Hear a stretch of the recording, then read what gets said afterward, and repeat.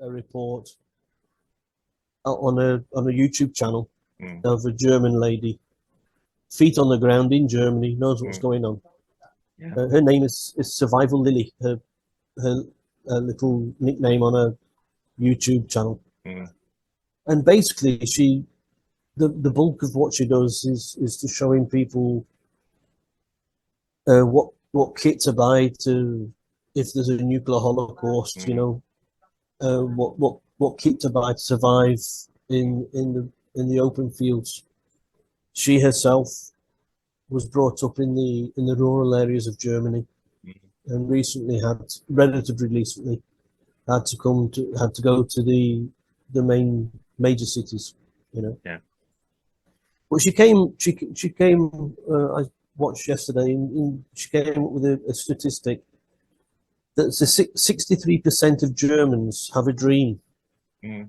and that dream is to have a detached family house with a garden. Mm. Not unlike the UK. Yeah. You know, this is to have your own private house in a garden. But then she went on to say that in Munster, the city of Munster in Germany, Yeah. they recently brought in a law where you can't build new detached family houses with a garden. Mm. You can't build them anymore. Yeah.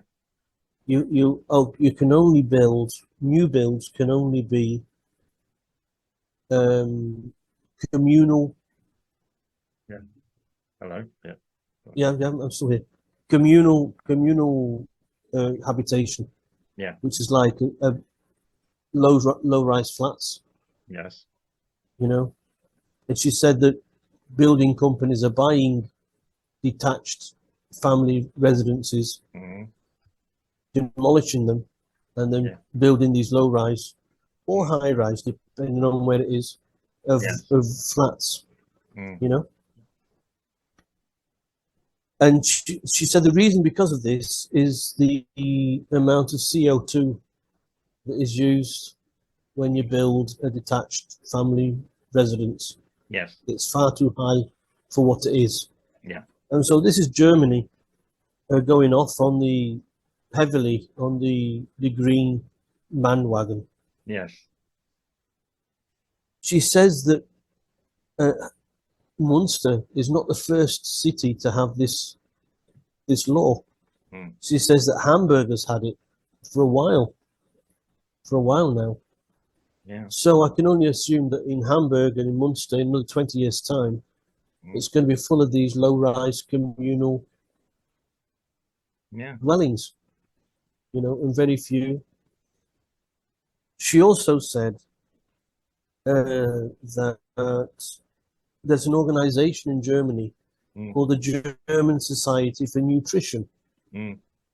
And this society suggests that 10 grams of meat a day is enough for your diet. Yes. 10 grams. And she said, she explained what 10 grams of meat a day looks like. She said, in Germany, we have the Wurst, we have the sausages, around about this big and this in diameter, she says. And if this became law, if we followed this, she said we would only be allowed to have one sausage a month. You know, and if you go sausages and mustard, Bratwurst and Senf is that's German for sausage and mustard. Yes. If you go to places like Frankfurt and Munich, you know, everybody stands outside the pubs and they have these on cardboard plates and they eat them like we'd have fish and chips in the UK. Yeah. You know, it's very common thing. And she said, we Germans, we will not do this because we like our sausage, she says. Yeah. But also, she says something interesting. She says that the politicians live in these detached, rather ample dwellings for the family, which of course they do. because politicians are the same all over the world. Yeah. You know, we can have it, but you can't. Yeah. We can have what we like, but you can't. Elitism. Yes. But what made it? What made her? What she said, which made me smile, was this last bit here, and I thought to myself, "Wow, how times have changed since I was a lad." She said that she, at heart, she's a hippie. Yeah. She says she wants all people to have a detached house, 1 or 2 cars in the garage, Yeah. a swimming pool, and a large garden to grow vegetables. Which, for a hippie, that's quite a big shopping list. Because when I was a kid, a hippie, normally they kept on other people's. Yeah. They weren't for. They were about giving it to the man. They weren't on about. They were against all this physical possessions. You know, they wanted to have the simple life. But what this lady was on about, it reminded me of the good life. Yes, yeah, I remember that. There's a comedy program called The Good Life in the UK, where one couple were from the very conservative, very what's the word I'm looking for? Driven by possessions. Yes. You know, the very high class. Materialistic. Yes, that's the word. And the other couple where they would just get by with doing what they could with what they had, and you know, and putting sheep in the garden to cut the grass and get the wool and things like this.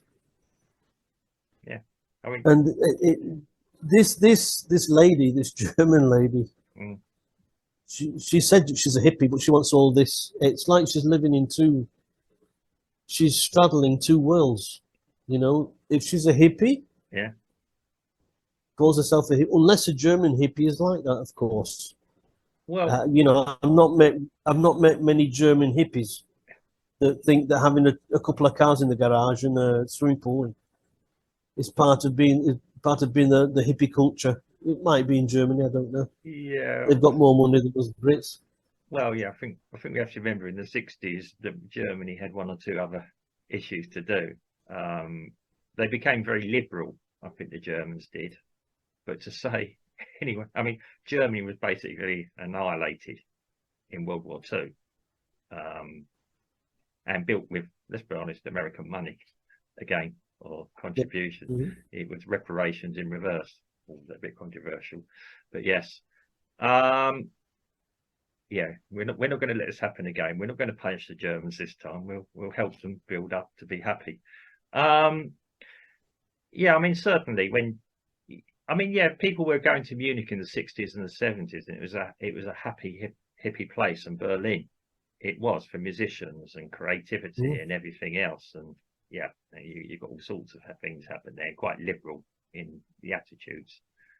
As to why she wants this, yes, well, I think the emphasis has moved. Now, when you talk about the good life, if you enjoyed this discussion, can you please like, subscribe and share it? Thank you.